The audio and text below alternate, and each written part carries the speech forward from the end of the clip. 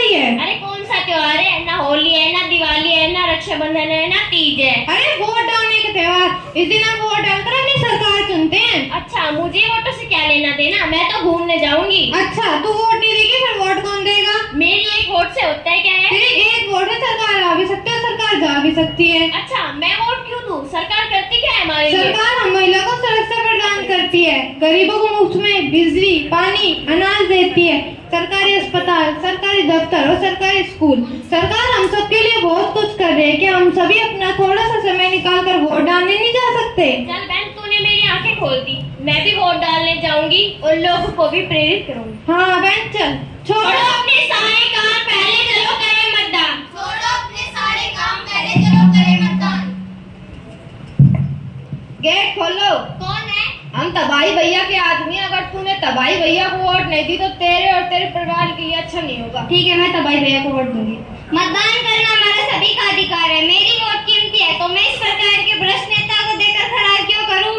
Hello, dial number 1950।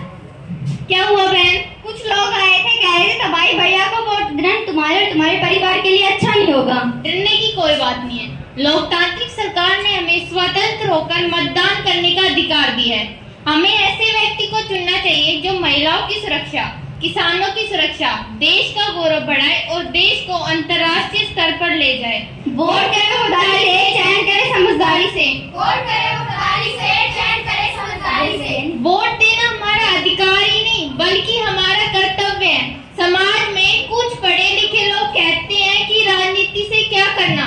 कुछ लोग तो वोट देने जाते ही नहीं, जो देते हैं वो धर्म, जाति, मजहब के नाम पर बढ़ जाते हैं या फिर लालच के नाम पर बिक जाते हैं और तबाही भैया जैसे नेताओं को चुन लेते हैं और वो 5 साल तक हमारे देश पर हुकूमत जमाते हैं।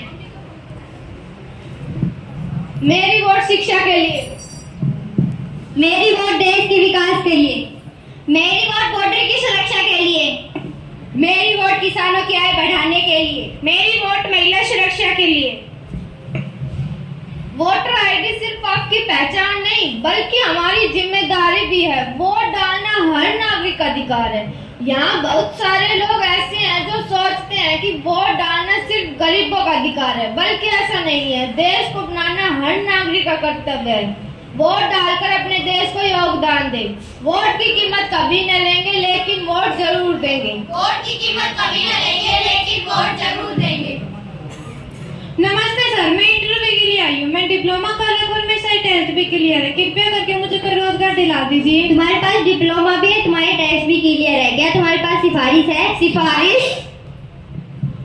नमस्ते सर। नमस्ते। मैं तबाही भैया के चाचा की लड़की, उन्होंने ये भेजा। अरे इसकी क्या जरूरत थी? नहीं, उन्होंने भेजा है, रख लीजिए। तो सर क्या मैं कल से नौकरी पर आ सकती हूँ? तुम कल से क्या, तुम तो अभी से ही आ जाओ। थैंक यू सर, तो मैं आज से ही ज्वाइन करती हूँ। तो भाइयों और बहनों, देखा आपने कि तबाही जैसे भ्रष्ट नेता को चुनने के क्या परिणाम है। जैसा कि आपने देखा कि ये मतदान के समय तो कहते हैं कि हम आपको रोजगार दिलाएंगे, लेकिन समय आने पर ये अपनी बातों से बदल जाते हैं और ये ऐसा 1-2 सालों तक नहीं बल्कि 5 सालों तक करते हैं। ये सिर्फ अपने पार्टी के लोगों या अपने भाई भतीजों को ही रोजगार देते हैं बल्कि बेरोजगारों को नहीं। इससे हमारे देश का कोई विकास नहीं होता। तो इसलिए हमें राजनीति में पार्टिसिपेट करना चाहिए और एक अच्छे नेता को चुनना चाहिए। वोटों का सौदा न करें, सौदाबाजी में न पड़े, बल्कि अपने वोटों को सही जगह दे और ईमानदार नागरिक को दे, ताकि आपके क्षेत्र, देश, प्रदेश का विकास हो सके। यदि आपको कोई नेता पसंद नहीं आ रहा है तो आप नोटा का बटन दबाकर उसे अस्वीकार भी कर सकते हो। यदि कोई नेता आपके साथ जोर जबरदस्ती करता है या किसी अन्य तरीके से आपको परेशान करता है तो आप पुलिस स्टेशन में या इलेक्शन कमीशन में जाकर उसकी शिकायत भी दर्ज करा सकते हो। तो भाइयों और बहनों, आने वाले चुनाव में आप सभी से अनुरोध है कि आप जाएं, अपना अधिकार लें और वोटर आईडी ले जाना न भूलें।